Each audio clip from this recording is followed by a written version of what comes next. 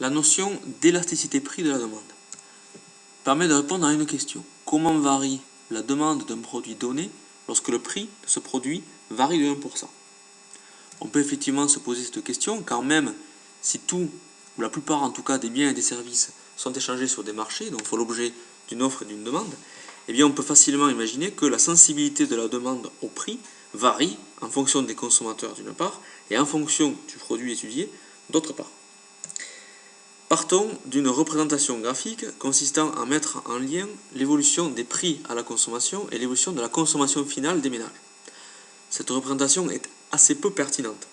Aucune interprétation fiable n'est possible. On voit en effet que si l'on suit cette représentation graphique, les consommateurs semblent indifférents au prix des produits.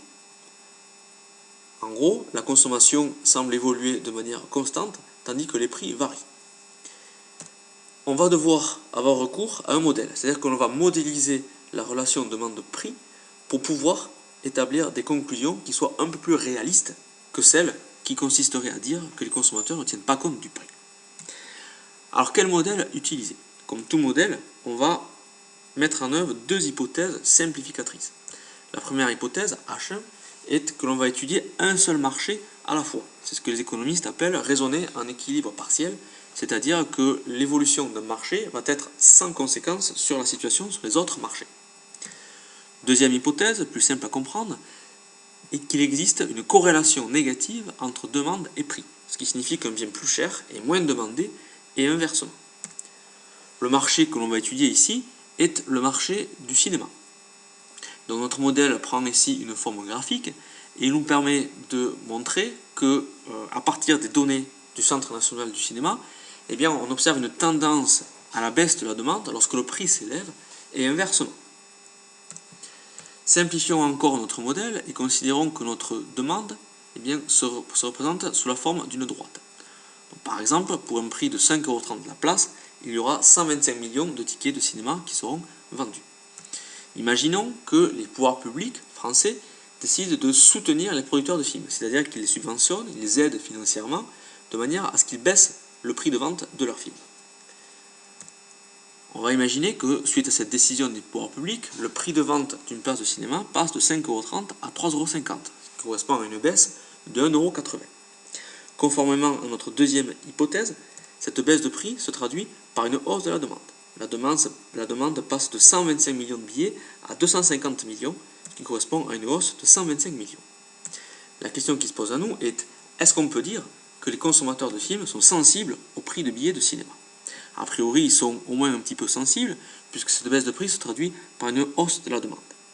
Mais on ne peut pas savoir est-ce que cette hausse est importante ou pas. C'est-à-dire dans quelle proportion varie la demande pour une baisse de prix donnée. Pour savoir ça, on va être obligé de calculer l'élasticité prix de la demande. Comment faire? La première étape va consister à calculer le taux de variation du prix. Donc comme pour tout calcul de taux de variation, j'identifie ma valeur d'arrivée, j'identifie ma valeur de départ et j'en déduis mon taux de variation. Cette baisse de prix de 1,80 € correspond à une baisse de 34%. Deuxième étape, je calcule le taux de variation de la demande. Même principe, j'identifie mes valeurs d'arrivée et de départ et j'en déduis que suite à cette baisse de prix, la demande a augmenté de 100%, c'est-à-dire qu'elle a doublé. Troisième étape, je fais le rapport entre les deux taux. Et j'en déduis le calcul ou le résultat de mon élasticité. L'élasticité prix de la demande en cinéma est approximativement égale à moins 2,9.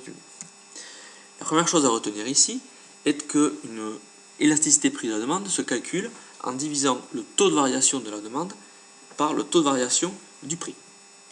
Reste à interpréter ce résultat. La première chose à faire est de répondre à la question de départ.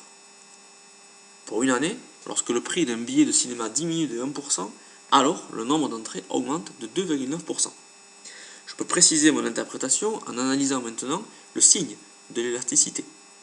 J'observe que mon élasticité est négative, c'est-à-dire que prix et demande varient en sens inverse. On peut dire donc que le cinéma est un bien typique, ce qui est conforme avec notre deuxième hypothèse, et remarquer que les biens atypiques, c'est-à-dire ceux dont l'utilité marginale de la consommation est croissante, sont rares. Troisième étape enfin, j'analyse la valeur de l'élasticité sans son signe, c'est-à-dire sa valeur absolue. trois cas de figure sont possibles. Premier cas de figure, la valeur absolue de l'élasticité est égale à 1. On dira alors que la demande varie proportionnellement au prix. Deuxième cas, la valeur absolue de l'élasticité est inférieure à 1. Dans ce cas, la demande varie moins que proportionnellement au prix, ce qui correspond à une élasticité faible. Troisième cas, l'élasticité en valeur absolue est supérieure à 1, la demande varie plus que proportionnellement au prix, ce qui correspond à une élasticité forte. C'est ce que l'on a constaté à propos de notre demande en cinéma. On peut maintenant se demander ce qui va influencer la valeur de l'élasticité et comment le modèle que nous avons imaginé permet de représenter un changement d'élasticité. Alors partons de notre modèle de départ, mais rajoutons un nouvel élément. On va imaginer que les producteurs de chaînes de cinéma à la télévision augmentent, pour une raison ou pour une autre, augmentent leur prix. Alors ce qu'il faut bien comprendre ici, c'est que les producteurs de chaînes de cinéma proposent un bien qui est substituable au cinéma proprement dit. C'est-à-dire qu'il y a plusieurs façons de voir un film, soit on se déplace en allant au cinéma, soit on le regarde chez soi à la maison. Les deux biens sont substituables, c'est-à-dire qu'on peut remplacer l'un par l'autre. Et qu'est-ce qu'on constate? On constate désormais que notre courbe de demande en cinéma n'est plus la même. Elle est devenue moins pentue. Ce qui se traduit pour une même baisse de prix de 34%, désormais, la hausse de la demande est plus forte que tout à l'heure. Pour une même baisse de prix de 34%, la hausse de la demande n'est plus de 100%, mais désormais de 137%. J'applique mon calcul d'élasticité et j'en déduis que l'élasticité prix de la demande désormais est égale à moins 4. Elle a donc augmenté en valeur absolue par rapport à tout à l'heure. Deux conclusions s'imposent. La première est que la valeur de l'élasticité varie en fonction du prix des biens procurant une utilité équivalente ou proche. On peut effectivement estimer que regarder un film à la maison ou le regarder au cinéma peut procurer une utilité équivalente ou proche et que la variation du prix de l'un ou de l'autre aura des conséquences sur la demande de l'un ou de l'autre. Deuxième conclusion, graphiquement, une courbe de demande dont la pente est faible signifie que l'élasticité prix de la demande est forte, et inversement. C'est ce qu'on a constaté sur le graphique tout à l'heure. Lorsque les producteurs de chaînes de cinéma ont augmenté leur prix, alors la pente de la courbe de demande en cinéma a diminué. De manière générale, les élasticités de long terme sont plus élevées que les élasticités de court terme. Si je reprends l'exemple de ma demande en cinéma, dans les années 70, le cinéma à la télévision était beaucoup moins accessible qu'il ne peut l'être aujourd'hui. Donc si on voulait voir un film de cinéma, en général, on avait plutôt tendance à aller au cinéma. Donc forcément, la demande était assez peu sensible au prix dans les années 70. Or aujourd'hui, qu'est-ce qu'on constate? Qu'il est beaucoup plus facile de substituer au cinéma d'autres formes de biens procurant une utilité équivalente. Par exemple, à travers les bouquets de cinéma à la télé, CanalSat notamment. Et qu'est-ce qu'on constate? On va constater alors qu'au fur et à mesure que le temps passe, et la courbe de demande devient de moins en moins pentue, ce qui se traduit par un accroissement de l'élasticité prix de la demande. On peut en conclure que le progrès technique augmente les possibilités de substitution. Plus on peut regarder des films d'une manière différente qu'en allant au cinéma, et plus l'élasticité prix de la demande en cinéma va aller en augmentant, et la pente de la courbe de demande va aller en diminuant.